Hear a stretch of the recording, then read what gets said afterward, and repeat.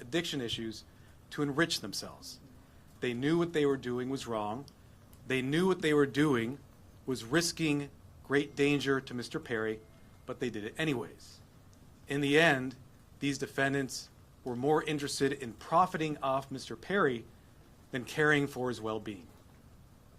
I'm going to talk about the indictment, the allegations, and the charges in more detail. On October 28, 2023, Mr. Perry was found deceased in his home. An autopsy was conducted following his death. That autopsy showed that he had died due to the acute effects of ketamine. Ketamine is a controlled substance. It has some legitimate uses, but it is also used illegally. It is used by people seeking to disassociate from reality.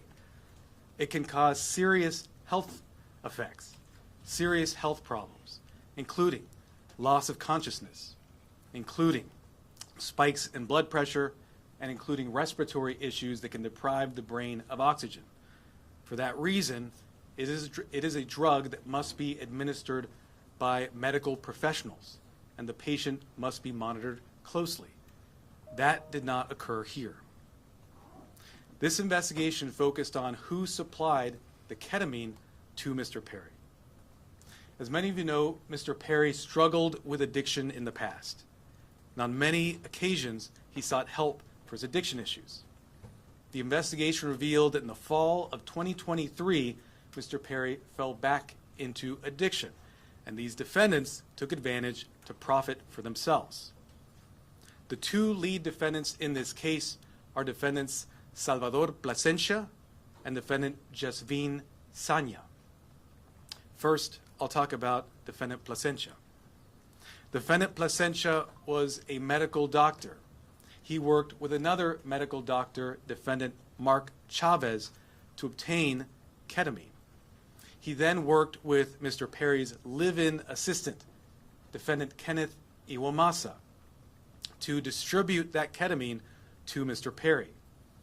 Over 2 months, from September to October 2023, they distributed approximately 20 vials of ketamine to Mr. Perry in exchange for $55,000 in cash. Defendant Plasencia saw this as an opportunity to profit off of Mr. Perry. He wrote in a text message in September 2023, quote, "I wonder how much this moron will pay."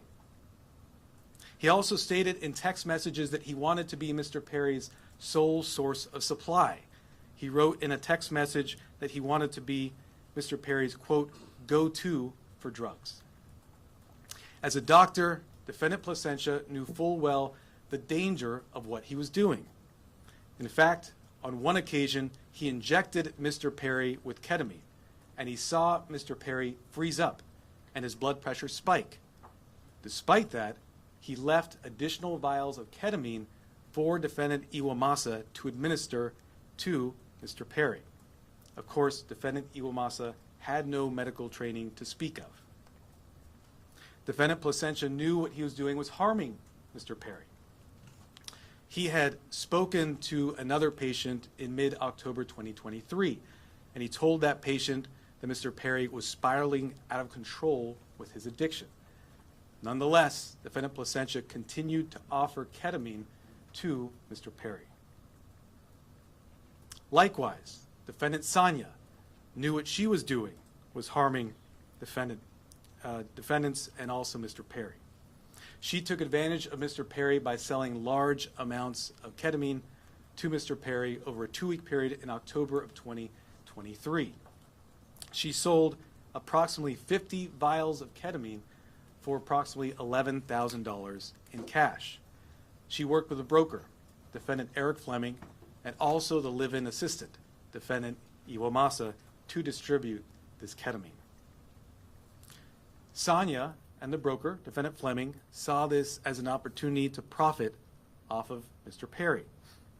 In a text message, the broker wrote, quote, "I wouldn't do it if there wasn't a chance of me making some money for doing this." Defendant Sanya sold the batch of ketamine that resulted in Mr. Perry's death on October 28th. Officers later searched defendant Sonia's home. During that search, they found what amounted to a drug-selling emporium. They found 80 vials of ketamine, thousands of pills containing methamphetamine, cocaine, bottles of Xanax and other illegally obtained prescription drugs, and drug-selling paraphernalia, including scales and ledgers.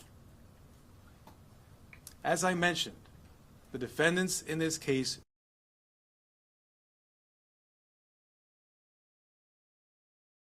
they'd refer to it using terms such as, quote, Dr. Pepper, or quote, bots, or quote, cans. Also, defendants Plasencia and Chavez, as medical doctors, knew full well this was not the proper way to administer ketamine, and they even talked about that in their exchanges. And defendant Sonia also knew that she was doing something that caused great risk to Mr. Perry. In fact, during this investigation, we learned that several years before, in 2019, defendant Sonia had sold ketamine to another customer. That person died the same day, and a family member of that person sent a message to defendant Sonia telling her the cause of death was ketamine. Nonetheless, defendant Sonia continued selling drugs, including the ketamine that ultimately killed Mr. Perry. That other victim was a person named Cody McGlory. He died in 2019. As a result of this investigation, we have filed a drug distribution charge related to the death of Mr. McGlory. After Mr. Perry died, these defendants tried to cover up what they had done. On October 28th, after reading news reports of Mr. Perry's death, defendant Sonia wrote a text message to defendant Fleming saying, quote, delete all our messages. Likewise, after Mr. Perry's death, defendant Plasencia falsified medical records and notes to try to make it look like what he was doing was legitimate. It was not. We have filed numerous federal charges against the 5 defendants.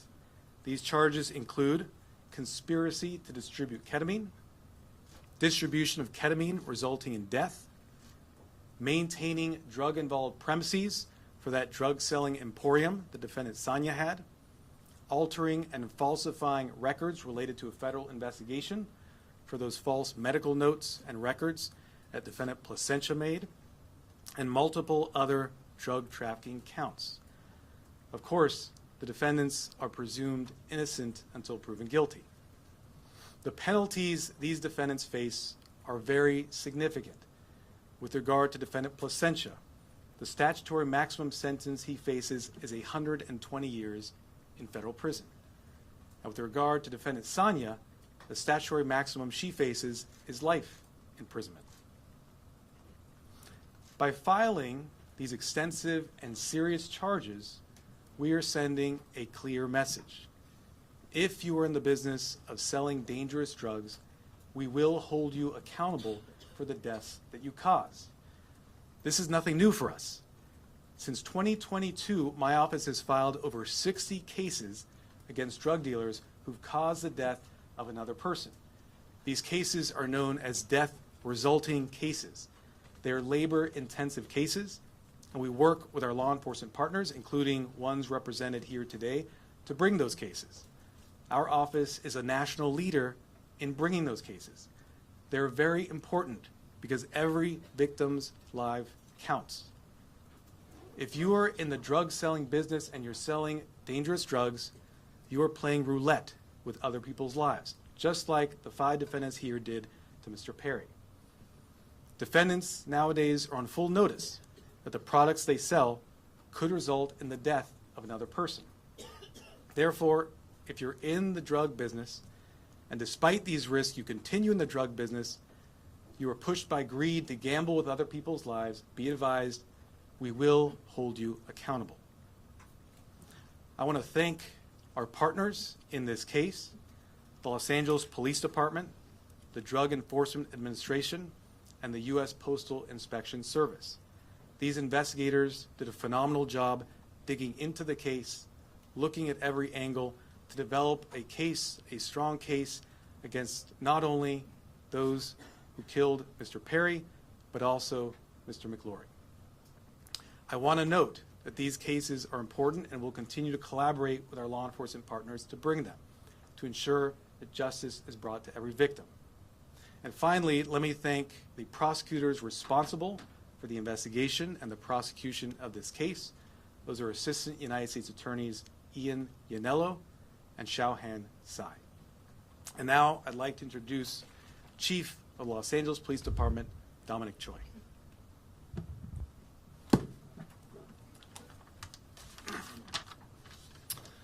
All right, good morning, and thank you, Martine. You know, while it's tragedy that brings us all here together, I'm happy to stand here knowing that these dangerous individuals are no longer on the streets and they won't be able to harm anyone else. The Los Angeles Police Department and our partners here today, we're committed to investigating all cases like this, and it's regardless of someone's background or socioeconomic status. And just with all of our cases, this investigation was done impartially. We let the facts drive this investigation, and those facts led us to a group of individuals who were responsible for supplying and distributing to Mr. Perry narcotics that led to his unfortunate and untimely death. The group standing here today, it's a prime example how our partnerships and our collaboration can yield meaningful results.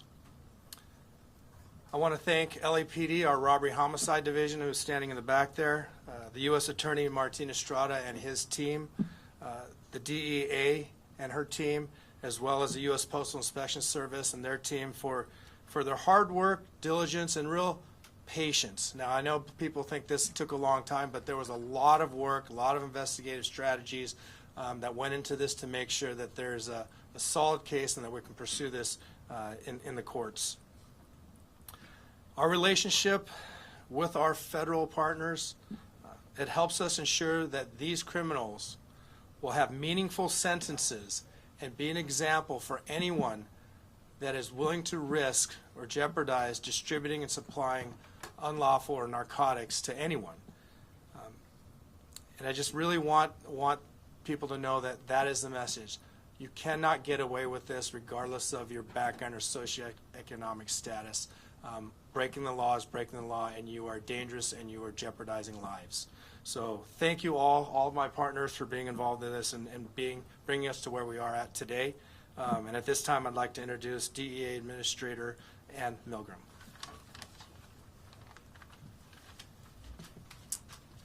Good morning.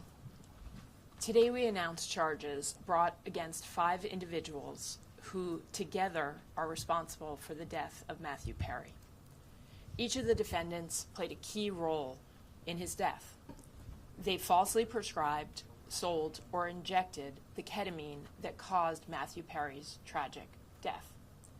In the United States, most forms of ketamine are only approved by the Food and Drug Administration for anesthesia.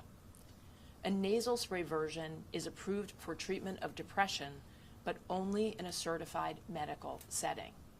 Here, Matthew Perry sought treatment for depression and anxiety and went to a local clinic where he became addicted to intravenous ketamine. When clinic doctors refused to increase his dosage, he turned to unscrupulous doctors who saw Perry as a way to make quick money. Dr. Plasencia and Dr. Chavez violated the oath they took to care for their patients. Instead of do no harm, they did harm so that they could make more money. Without performing any medical evaluation or monitoring, they supplied Matthew Perry with large amounts of ketamine in exchange for large sums of money, charging Perry $2,000 for a vial that cost Dr. Chavez approximately $12. As Matthew Perry's ketamine addiction grew, he wanted more, and he wanted it faster and cheaper. That is how he ended up buying from street dealers who sold the ketamine that ultimately led to his death. In doing so, He followed the arc that we have tragically seen with many others, whose substance use disorder begins in a doctor's office and ends in the street. Perry turned to his street dealer, Eric Fleming, who sourced his ketamine from a drug trafficker known as the Ketamine Queen, Jasveen Sangha. The ketamine supplied by Sangha would ultimately be the dose that took Matthew Perry's life. Sangha knew that the ketamine she supplied could be deadly, since in 2019 she had sold ketamine to Cody McLaury, who died at the age of 33. But despite this knowledge, she continued to sell ketamine and methamphetamine throughout Los Angeles. Matthew Perry's journey began with unscrupulous doctors who abused their position of trust because they saw him as a payday, and it ended with street dealers who sold him ketamine in unmarked vials. The desperation that led Perry to these individuals was not met with help, as it should have been from the doctors, but instead it was met with exploitation. Exploitation by those who should have guided him toward help. This betrayal of trust is at the heart of this tragedy. Since 2023, DEA has investigated nearly 500 drug poisoning and overdose cases just like Matthew Perry's. We run a national initiative known as OD Justice, where we work with our state and local law enforcement partners to conduct investigations after someone has passed away. And it is important to note that the national model we today have in every 50 state across the United States is based on the work that started here in Los Angeles. We began this work with our partners in the Los Angeles Police Department and with other local police departments and sheriff's offices in California, in the Los Angeles area, and with the U.S. Attorney's Office. And today it stands as our national model for this critical work. Together, as part of OD Justice, we work to bring justice for the lives that have been lost and to stop others from dying. Regardless of the size or scope of a drug distribution network, the DEA will work nonstop to uncover and disrupt this illegal activity, and in this case, the deadly activity. I want to close by noting that Matthew Perry's death is not just a tragic overdose. After his 2020 book openly discussed his struggles with substance use disorder, Matthew Perry told podcast host Tom Power that he would prefer to be remembered for helping people rather than for his work on Friends as Chandler Bing. And so perhaps what has happened and the tragic details that we are discussing today can help others and save lives. I want to thank the Los Angeles Police Department, the United States Postal Inspection Service, and the United States Attorney's Office in the Central District of California for their tremendous partnership and their outstanding dedication to this case. I also have the privilege of serving every single day with the men and women of the DEA, and today I want to particularly recognize the outstanding work of our Los Angeles Field Division, as well as our diversion investigators who tirelessly worked on this case to bring justice to the victims and the families. Thank you. It's now my privilege to introduce Postal Inspector Shields.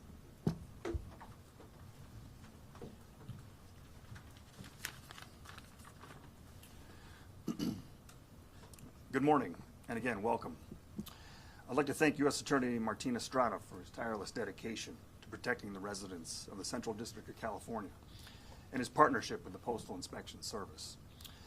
As the nation's oldest law enforcement agency, the Postal Inspection Service has had a long, proud, and successful history of combating criminals who misuse our nation's postal system and cause harm to our employees and customers. This is our mission. In this case, our agency, in partnership with the Los Angeles Police Department, the Los Angeles Drug Enforcement Administration, and the U.S. Attorney's Office, worked to seize, search, and analyze evidence that has culminated in arrests and a dismantling of the group that is responsible for providing the ketamine and the reported contributed to the death of Matthew Perry. I'll do one more mic check for everybody. All right. Test, test. 1, 2, 3. Testing, testing. 1, 2. 1, 2, 3. Testing, testing. 1, 2. 1, 2, 3. Test, test, 1, 2. 1, 2, 3. Testing, testing. 1, 2, 3. You getting anything at all over there? Okay.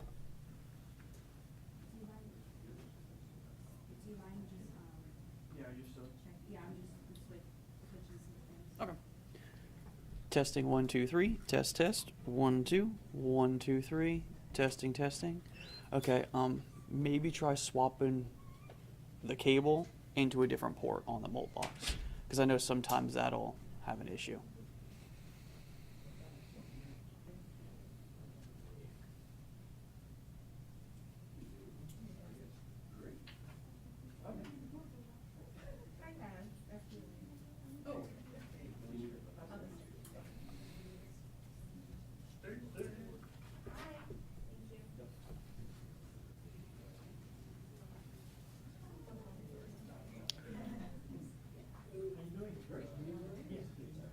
All right, testing, testing. 1, 2, 3. Test, test. 1, 2. Okay, testing. 1, 2, 3. Test, test. 1, 2. 1, 2, 3. Testing, testing. 1, 2, 3. Anything at all? Test, test. 1, 2. So even on mic and line, neither one of them worked, anything like that? Testing 1, 2, 3. Test, test. 1, 2. 1, 2, 3. Testing, testing. 1, 2, 3. Test, test. 1, 2. 1, 2, 3. Testing. Testing 1, 2. 1, 2, 3. Testing, testing. Brian, don't we have a nice full house today, Brian? Is this nice? We got a few extra cameras in here, you know. Oh yeah, he'll be. I know he's real shy around these cameras, you know. All right, so still nothing for you guys over there? Testing 1, 2, 3. Test, test. 1, 2. 1, 2, 3. Testing, testing. 1, 2, 3. Test, test. 1, 2. 1, 2, 3. All right. I think coming out of the second box, it's mic level coming out, but normally it's line level coming out. Testing, testing. 1, 2, 3. All right. Contra narcotraficantes responsables por la muerte de otra persona. Estos casos son muy importantes porque la vida de cada víctima es importante. Con todos esos casos, como en este caso, mandamos un mensaje muy claro. No vamos a tolerar a los narcotraficantes que apuestan con las vidas de otras personas. We'll now do question and answer. Any questions? Yes. My first question is, the person that found Matthew Perry in the hot tub, is that also one of the people who's being charged in this case? Is that the assistant? I didn't hear that. Can you repeat the question? Yes, the person, the assistant that's being charged in this case, is that also the person that found Matthew Perry in the hot tub? So the personal assistant we charged is Defendant Kenneth Iwamasa. He was the one live-in assistant for Mr. Perry. Did he see what Yes. was found in the hot tub? Yes. The doctor, when the patient tragically died in 2019, did law enforcement look into that death when they found out the patient died? I can't comment on that. What I can say is that through this investigation, we were able to connect Defendant Sanya to that death in 2019 and file a charge related to that to vindicate the victim, Cody McLaury. Are there any details about this search Yes. Can you talk a little bit about, and maybe this is for DA Administrator Milgram, but can you talk a little bit about the line between legitimate ketamine therapy treatment and was, Matthew Perry ever receiving legitimate ketamine therapy treatment? And then when did that cross over? Were the defendants involved in that clinic where he was receiving legitimate treatment, if that's the case? So let me say this. Yes. In this case, we are not talking about legitimate ketamine treatment. We're talking about two doctors who abused the trust they had, abused their licenses to put another person's life at risk. 5 defendants who, as I mentioned, knew what they were doing was wrong. In fact, one of them had sold ketamine that resulted in the death of another person in 2019. Nothing about what we see today was legitimate, and that's why we filed criminal charges. Was he ever in? Yes. Is this the beginning of an enforcement effort specifically against ketamine? I know you mentioned past cases, a 60 case, and DEA mentioned it as well. Is there going to be a focus specifically around ketamine? I think what you've seen is that this is not the beginning, but a continuation of an enforcement effort against synthetic drugs of all kinds. Synthetic drugs, ketamine, but also methamphetamine, fentanyl, are killing people each and every day. We in law enforcement and with the U.S. Attorney's Office are on a campaign to address this and send a message that if you sell drugs, it results in the death of another person, the consequences will be severe. Any details on the search warrant? ¿Nos puede decir de los doctores que fueron detenidos? Hay dos doctores que son los acusados en este caso, el doctor Plasencia y el doctor Chávez. Los dos están acusados en este caso. El doctor Plasencia fue arrestado hoy en la mañana. El doctor Chávez ya ha sido preso y también ya ha declarado su culpabilidad. Any details about the search warrant as to when it was executed, besides the drugs, any other items that may have been seized or recovered? So with regard to Defendant Sanya, that search warrant was executed earlier this year.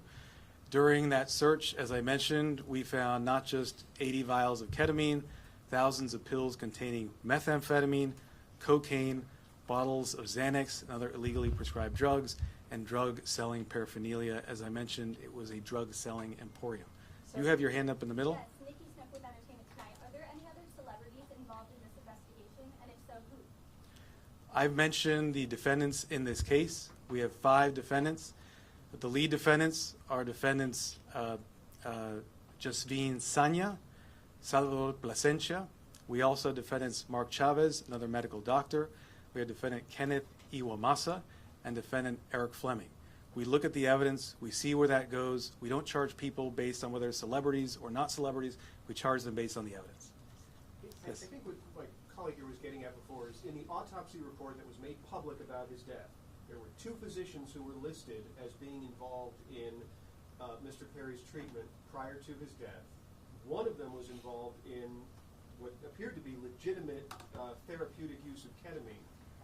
Is there any indication that the people who were doing the off-label recreational use were connected with the legitimate therapy he was getting at any point?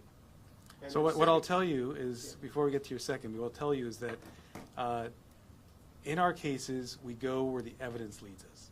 We also respect patient privacy. What I will say is an autopsy was conducted.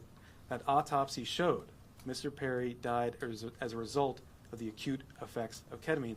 I won't go into further detail about Mr. Perry's personal history. Okay. Yes. And then Were any of the 5 charged on your radar prior to Perry's overdose? I can't comment on that. What I will say is the investigation is ongoing, but what we're announcing today are serious federal charges against these 5 defendants, supported by an extensive investigation. Sir, can you clarify the relationship? This woman has been patiently, have her hand up, yes? Yes, Chavez was detained. When was he detained, and was it related to this case as well? Defendant Chavez is a defendant in this case. Right. We filed this morning a plea agreement for defendant Chavez. So he's already not entered, but we have a filed plea agreement for him. 2 other defendants, defendant Iwamasa, have also signed plea agreements. That plea agreement has been entered. And defendant Fleming has signed a plea agreement. That plea agreement has been entered. As I mentioned, the 2 lead defendants in this case are defendants Plasencia and defendant Sanya, who were arrested this morning. Yes, sir. No, there's the patient man behind you. There's Armand. Fiscal, ¿nos puede identificar a los 5 detenidos y nos puede relacionar cómo comenzó la investigación con la reina de la ketamina y el 2019? Sí, hay 5 acusados y ya nombré los acusados. Hoy en la mañana 2 fueron arrestados. Fue la acusada Sanya y el acusado Plasencia, que fue un doctor médico. Sir, can Yes. Yeah, there were reports this morning that the investigation could have uncovered other celebrities who may have been buying from this same network. Is that accurate? Can you give us any sense of the customers that they were dealing with? So I can't comment on reports that are out there, their accuracy or inaccuracy. What I can tell you are the facts that we developed through our investigation. Those facts are what I've related to you this morning. Yes. You mentioned the queen of ketamine out of North Hollywood. What does that actually mean? How big was the network of people to whom she was selling narcotics and specifically ketamine? What I can say about defendant Sanya, known as the ketamine queen, was that she was a major source of supply for ketamine to others as well as Mr. Perry. I think the fact that we searched her house and found a drug-selling emporium, including 80 vials of ketamine, would strongly suggest she was selling to many other individuals. Can you give a number, dozens, tens? I cannot, unfortunately, a number, no. Any evidence as far as this has gone? Let me, the gentleman there in the back. Extra TV, what has been Matthew's parents' or family's reaction to the news coming out today? So I won't comment on specific statements made by victims' families. We value confidentiality. What I will say is that the work of our office is victim-driven. We work with victims, including their families, each and every day, not just on this case, but on all our cases, including the over 60 death-resulting cases I mentioned earlier. We have been in communication, and I will leave it at that. Yes? Hello, sir. Were all the defendants American citizens, and where were they sourcing their drugs? What I can say is that all the defendants, actually I can't comment on citizenship at this time. I can't comment on the sourcing either. I've given you the facts in terms of the drug selling. Yes, sir. With regard to the death of Mr. McClure, the other victim, you see that his death was also a ketamine overdose. If that investigation into his death linked the investigation with Perry, or was it only after the death of Perry that you realized the link with Mr. McClure's death? Sure. It was through the investigation in this case, as the investigators did a thorough job, followed every lead, pulled every string to see what had occurred. They learned about the extent of Defendant Sanya's criminal conduct and learned about the sale in 2019. And because of that investigation, we have filed a charge related to the death of victim McClory. And that's important because we want to vindicate all victims who suffered these types of tragedies.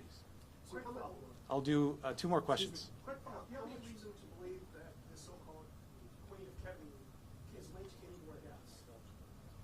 Are any more investigations into any more possible that she could be linked to? I think, as I've mentioned, we've linked her to sales of ketamine, which resulted in at least 2 deaths. We searched her home. We found a drug-selling emporium. I can't comment. I can't speculate on things such as what you're suggesting. I will say, in this case, she is facing very significant federal charges, including a charge that carries a 10-year mandatory minimum sentence. Yes, sir. Were these 5 continuing to sell ketamine or other drugs after Perry's death? I can't comment on that in terms of where they were selling. No, but in terms of afterwards, were they what I still- can say is that we searched the home of one of the defendants following Mr. Perry's death. She had 80 vials of ketamine, thousands of pills of methamphetamine, cocaine, bottles of Xanax. Thank you very much. Appreciate it. Can you just clarify the relation? Really, did the doctors work with the street dealers specifically, or was that a separate sale of ketamine, or were they connected to the So last question, because you've been so patient. We charge a conspiracy here. The conspiracy is against all 5 defendants for selling ketamine to Mr. Perry. Thank you so much. All right, thank you, ladies and gentlemen. The press release is out. It's online. We've emailed it. It's on social media. So